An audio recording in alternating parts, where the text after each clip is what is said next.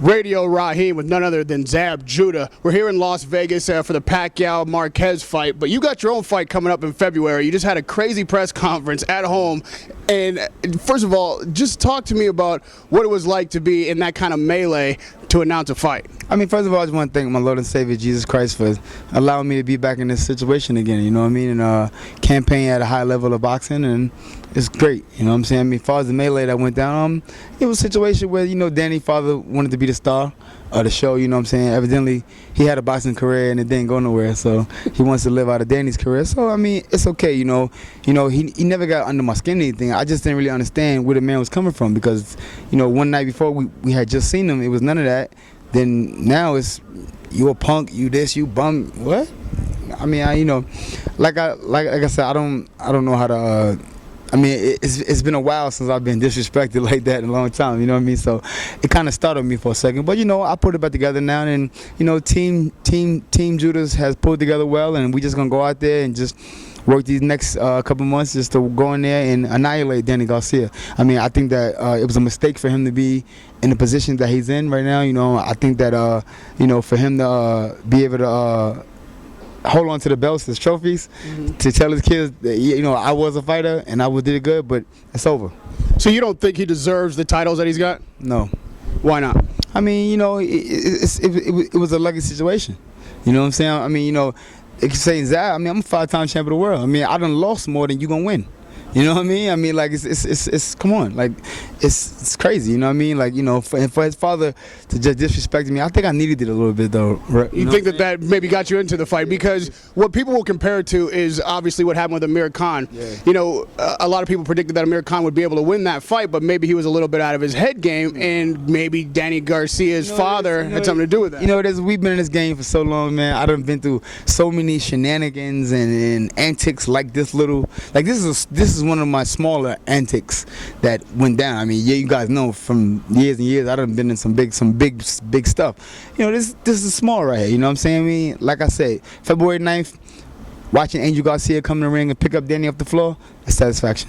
Now, like you said, you've been in this fight game a long time. You used to be, you know, pretty wild yourself. You've had your moments. On that day, did you kind of tap back into the old Zab Judah for a minute? Well, you know what? Once you kill something and finish it, you can't tap back into it. It's finished. It's gone. You know what I'm saying? But I'm human. I'm a man at the end of the day. You know what I'm saying? I mean, there's but so much any human being can take. You know what I'm saying? I'm far from perfect. You know what I'm saying? Only man who was perfect in this world was Jesus Christ. You know what I'm saying? And I'm far, nowhere near that. You know what I mean? So yeah, I'm going to slip and slide in there. But you know, I'm back though. You know what I'm saying? I mean, it was fun while it happened, no. But now, February 9th. Now, February 9th is going to be in your backyard. Obviously, you know, he's a Philly guy, so he's coming to your home to try to disrespect you in the ring as he did outside of the ring. Does that add fuel for you? Does that make you focus and train harder? Well, you got to understand the history of Brooklyn. The Brooklyn people, period. The mentality we have. You don't got too many stories of hearing things about people went into Brooklyn and took anything. I don't know too many stories where people went into Brooklyn and took nothing. You know, I heard about Brooklyn people going into other places taking things. You know what I mean? So February 9th, Danny Garcia, just, you know, it's going to be a welcoming party, you know what I'm saying? It's going to be handing over a chain of the gods, you know what I'm saying? I mean, it's going to be, I'm just coming back to get something that's rightfully mine. Now, you were unsuccessful against Amir Khan. Yeah. Obviously, Danny Garcia knocked Amir Khan out. So why do you think that you can then knock out or beat Danny Garcia? Trust me, I mean, when I fought the Khan fight, I fought with a different game plan. I fought, you know, if you watch my last fight and the Khan fight, it was two different people, you know what I'm saying? And you know what I'm saying? I mean, I got an opportunity of re-ramping myself, you know what I'm saying, and doing my thing. And I think, you know, come February 9th, you know, no matter what nobody says, I'm going to show the world I'm the best pound-for-pound fighter in the world. I mean, Danny Garcia, he's okay. He's going to have his time soon, but just not right now.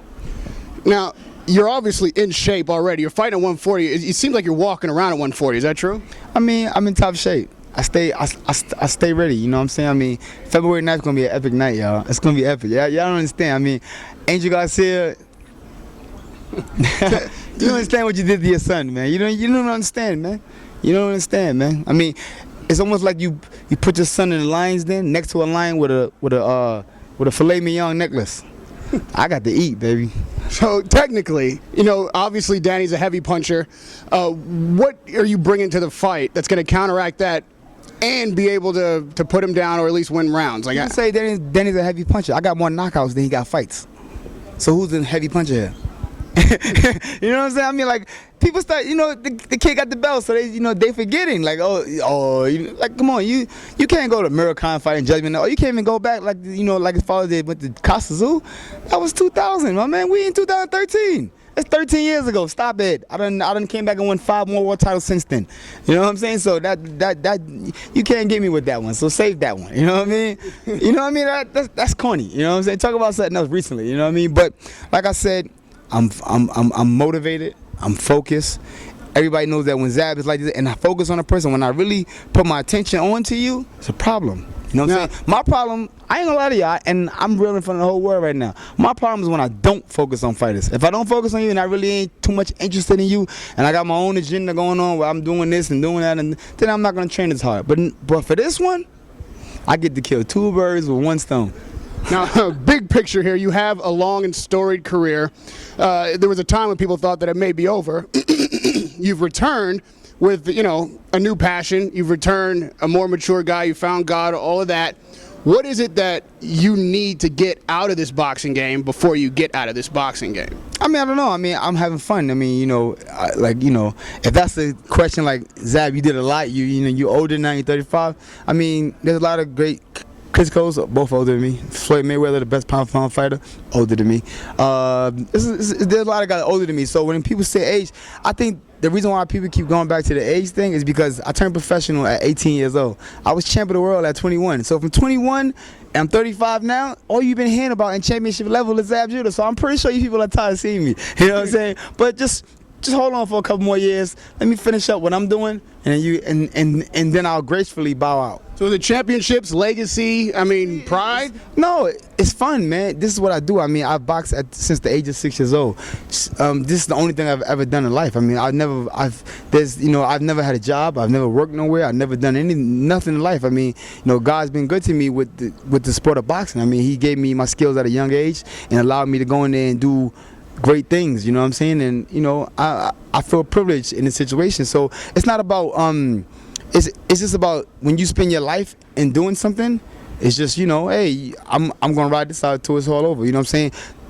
The day when I wake up and it's time for me to go train, and my body say, nah, I don't feel like that today, then I know that it's time. But my body wakes me up and say, man, let's go, let's do this. So you know what I'm saying? As long as my mind and my mental is the way it is, they're gonna be seeing a lot more of me. And lastly, Zab, you weren't the only one upset at that press conference. Yeah. There were a lot of Brooklynites there, standing on the chairs and knocking over tables. To the guys that were there at your back, talk to them about these guys that came in there and disrespected you in your home. Talk to these fans that are coming out to see you in Brooklyn to defeat Danny Garcia. Tell them, what they can expect. No, I mean, to my fans, to my Brooklyn fans, I mean, y'all already know what it is. I mean, you know what I'm saying? We turned up. We ready, you know what I'm saying? I mean, this is a homecoming, you know what I'm saying, for us. And, homecomings, we don't lose, you know what I'm saying? And we're going to come in there and put on the best thing. But I also tell Angel, it was a very dangerous situation for him to come into Brooklyn the way he did and just disrespect the people of Brooklyn, disrespect Brooklyn name itself, and knowing that February 9th, you got to come back to the city.